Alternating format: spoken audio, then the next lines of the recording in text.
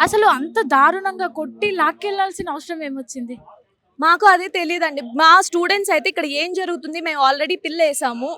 మేమింకా అప్రమత్తంగా లేము. మేము హాలిడేస్ అని చెప్పి ఆ ముందు రోజు నైటే ఆల్రెడీ దీన్ని ఖండిస్తూ మా స్టూడెంట్స్ యూనియన్ ఎఫిజీని బర్న్ చేసింది. బర్న్ చేసినప్పటికి చేయనీయలేదు. చాలా పెద్ద గొడవలయ్యి మా స్టూడెంట్స్, లేడీ స్టూడెంట్స్ అందరూ స్పృహ తప్పి పడిపోయారు. చాలా మందికి గాయాలయ్యాయి. హెల్త్ సెంటర్‌లో పెట్టున్నారు. కాళ్ళు ఫ్రాక్చర్ అయిన వాళ్ళు ఉన్నారు. అది జరిగి మేము తేరుకోక ముందే అది ఆ రోజు నైట్ జరిగింది. నెక్స్ట్ డే మార్నింగ్ ఉగాది రోజు మేమందరం సగం మంది రంజాన్, ఉగాది లాంగ్ వీకెండ్ అని మాకు హాలిడేస్ ఉన్నాయి. అందరూ ఇంటికెళ్లారు. అటు స్టూడెంట్స్ అటువైపు వెళ్తూ ఇక్కడేంటి ఇన్ని జేసీబీలు వచ్చాయి అని ఆరా తీయడానికి వెళ్తే మా జనరల్ సెక్రటరీని ఫోర్స్‌ఫుల్‌గా వచ్చి తీసుకెళ్ళిపోయారు. అతను అప్పుడు వీడియో తీసి మాకు పంపించాడు. తర్వాత అది నా ఫోన్ లాగేసుకున్నారు గూడా. ఆ వీడియోని చూసి ఇక్కడ క్యాంపస్‌లో ఉన్న వాళ్ళందరం అందరం కలిసెళ్ళాం.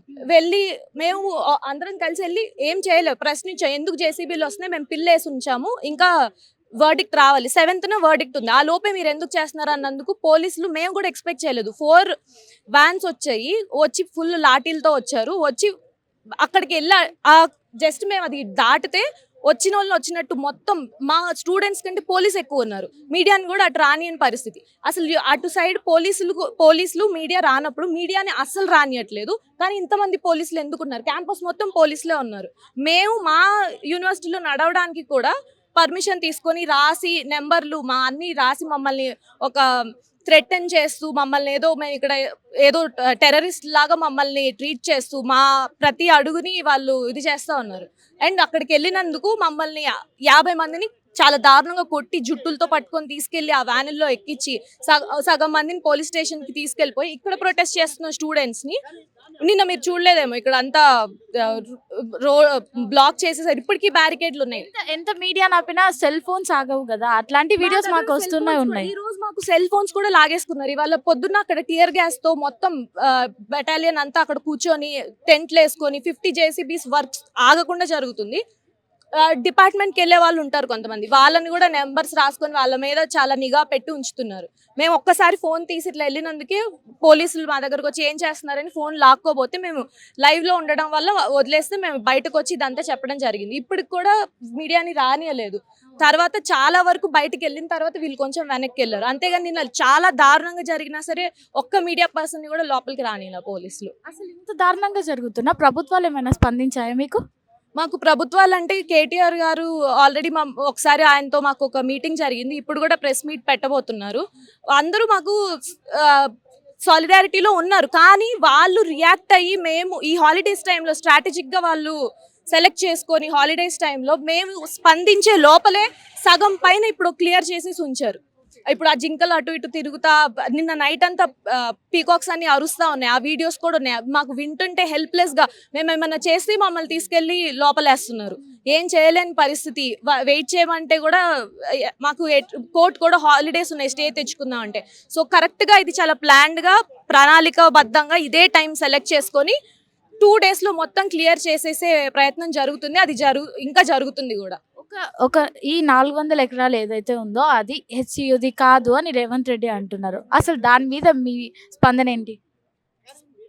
ఇందిరాగాంధీ గవర్నమెంట్ తెలంగాణ మూమెంట్ టైంలో దీని ఒక డెవలప్మెంట్ కోసం హైయర్ ఎడ్యుకేషన్ ఇన్స్టిట్యూషన్ కోసం ఈ సెంట్రల్ యూనివర్సిటీని స్థాపించడానికి 2300 ఎకరాలు ఇచ్చారు. అది చాలా ఎక్కువ ఉండడం వల్ల ఇంకా గచ్చిబౌలి స్టేడియంకి ఇచ్చారు మామూలుగా. ఇంకా వేరే టీఎన్జిఓస్ కాలనీ వచ్చింది. అలా చాలా ఎన్క్రోచ్మెంట్స్ జరిగాయి. అది జరిగినప్పటికీ చాలా పెద్ద ఏరియా కాబట్టి అంతగా స్పందించలేదు. ఎందుకంటే ఛాన్సలర్స్ మారుతూ ఉంటారు, వైస్ ఛాన్సలర్స్ అంతా.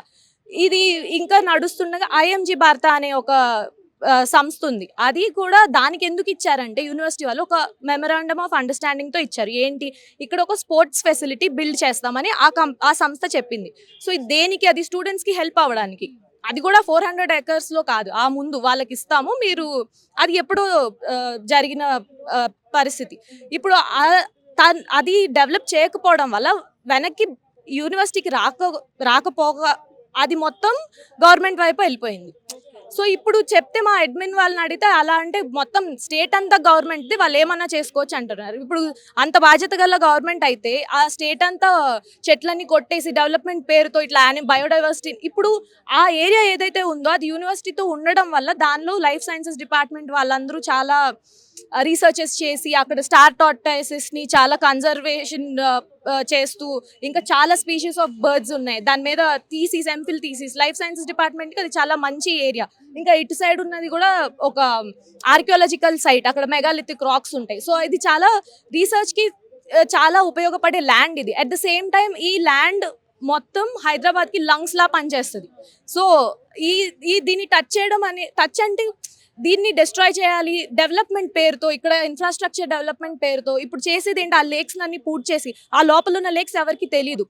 బయట ఏమన్నా చెప్పొచ్చు హైడ్రా జరుగుతుంది, మేము కన్జర్వేషన్ చేస్తున్నాం అంతా బయటకు తెలిసింది. లోపల 2 పెద్ద లేక్స్ ఉన్నాయి, పీకాక్ లేక్, బఫెలో లేక్ అని. ఆ రెండింటిని ఏం చేస్తారో తెలియదు, మేము టచ్ చేయమంటారు. కానీ ఇప్పుడు మీరు దాని చుట్టూతా బిల్డింగ్స్ కడితే ఏమవుతుంది, అదంతా దాని సీవేజ్ కానీ అంతా దానిలోకి వెళ్తుంది. యాక్చువల్గా అక్కడ మైగ్రేటరీ బర్డ్స్ కూడా వచ్చి ఉన్న ప్లేస్ అది. సో చాలా రిచ్ బయోడైవర్సిటీ ఉన్న ప్లేస్. సో దీని మీద పిల్స్ కూడా వేశారు. ఆ వర్డిక్ట్ వచ్చే లోపే, అది రాకముందే వీళ్ళు మొత్తం ఇది చాలా పకడ్బందీగా మొత్తం క్లియర్ చేసేస్తున్నారు. ఇప్పటికి ఎంతమంది మీద కేసులు పెట్టారు, ఏమని పెట్టారు?